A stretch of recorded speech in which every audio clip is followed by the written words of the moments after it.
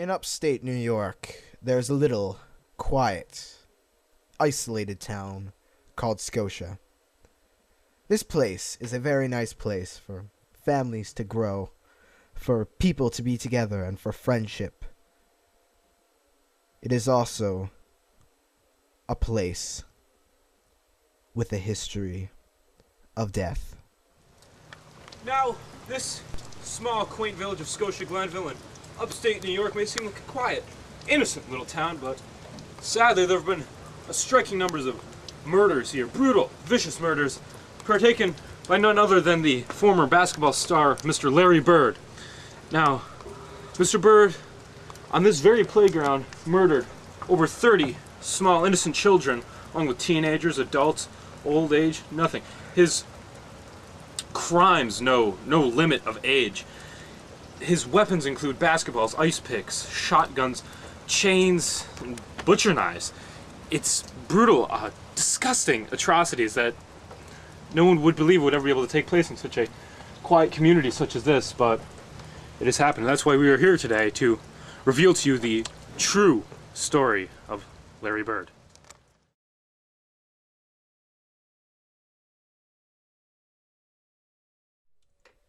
Larri Byrd was born December 7th, 1956 in West Baden, Indiana.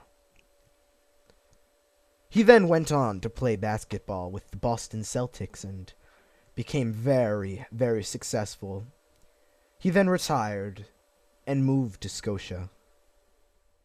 We went through Scotia seeking residents who could give us information on this monster. This Scotia local, Farson Chang, spends most of his time sitting on his stoop in front of his house. We thought we would ask him what he knows about the Larri Byrd monster. So have you ever heard or seen the Larri Byrd monster, as they call it? Who Larri Byrd? The former basketball star for the Boston Celtics, I believe. Larri Byrd, he's been hunting down and killing small children on the playground in the past few months in your local area. Really? Yeah, it's real. That's awful. I know. Why would he do that? Why would he do that? A question asked by most Scotia residents. Why would somebody commit such heinous and terrible crimes on such innocent and young people? Farson Chang did not know much about the Larri Byrd monster, but this resident, Zach Mayer, has a story which personally hit him to heart. So, have you seen and or heard anything about the Larri Byrd monster? It's all right. I know it's emotional.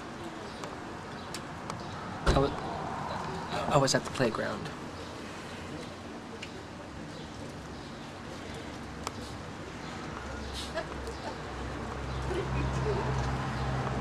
It was there. What was there? It. Well, would you mind telling us what it is?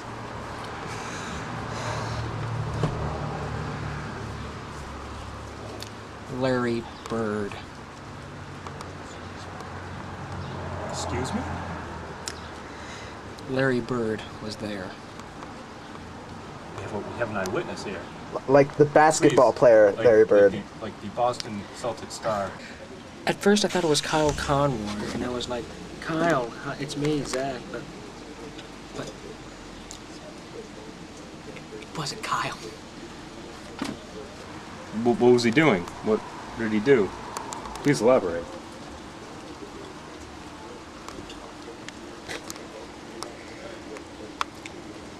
Children. Children. He was doing children. Thank you for speaking with us. Children. Innocent, small, and young. Children like Evan Wong, a young personal friend of Larri Byrd's. They would play basketball in the park and have fun. Well, Larri Byrd soon got sick of his friend, and he was one of the first to go. The murder was located right outside of Sacandaga Elementary School. We're on our way to the murder scene at this moment. Driving through the town, we feel at home. The houses are cute. Everything seems family-friendly. But then, we get to the elementary school, and we feel a sudden feeling of fear. Now this tree here is the tree that we believe Mr. Byrd hung several bodies from, skinned, and had their organs dangling from their stomachs. Quite the grotesque scene. I'm very glad the police removed the bodies from the tree. Fear overcomes us as we find that we are in the presence of such a cursed and strange place. Now, as you can see off in the distance, there are the basketball courts where Mr. Byrd lured most of the children in to murder them. We would go over there, but in fear of our own lives, we decided to stay a safe distance away from his, the grounds in which he partakes in most of his brutal killings. Victim 1, Evan Wong, playing a pickup game with his then-friend, Larry, when things went sour. He was found the next day, dangling by a tree with his entrails hanging out. Victim 2, Ryan O'Bloner, an intellectual who was just playing soccer at the wrong place, the wrong time. He was found the next day with a pickaxe through his skull. Victim 3 and 4, typical horror movie situation. Went off into the castle to have a little fun. Never came back. Victim 5 was a personal hero of the second victim. After the second victim went missing, he went to find the culprit of the crime. He too was never found again. The list of children killed goes on and on and on. By 2009, there were 30 deaths. 30 deaths caused by this man. In the distance, bells can be heard ringing. They are the bells of Scotia, rung by the hunchback who lives in the tower above Scotia Cinema. I think we've run our welcome. Yes, the elementary school was a very dangerous place. It seemed haunted and cursed, and there was a sense of fear that ran through our bones as we walked through its grounds. But no, it is not the worst place in Scotia. You see, we asked locals what they felt was, and they told us Makeout Point. Naturally, we went to seek it.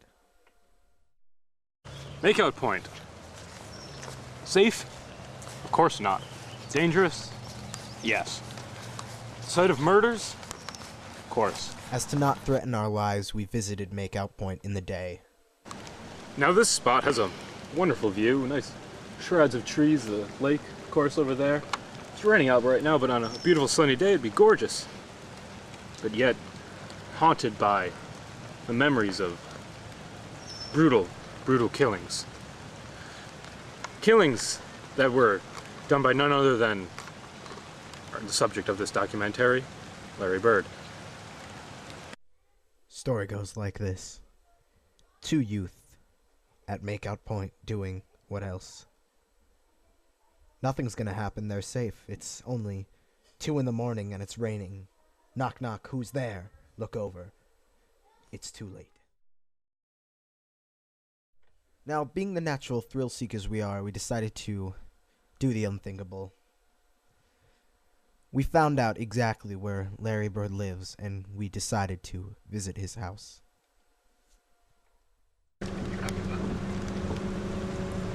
Wait, what's that? What's that?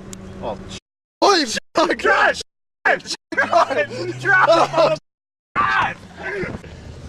We almost died. We almost died. Did he see the license plate? In fear of Mr. Byrd finding us, we fled the state and were unable to completely finish our documentary.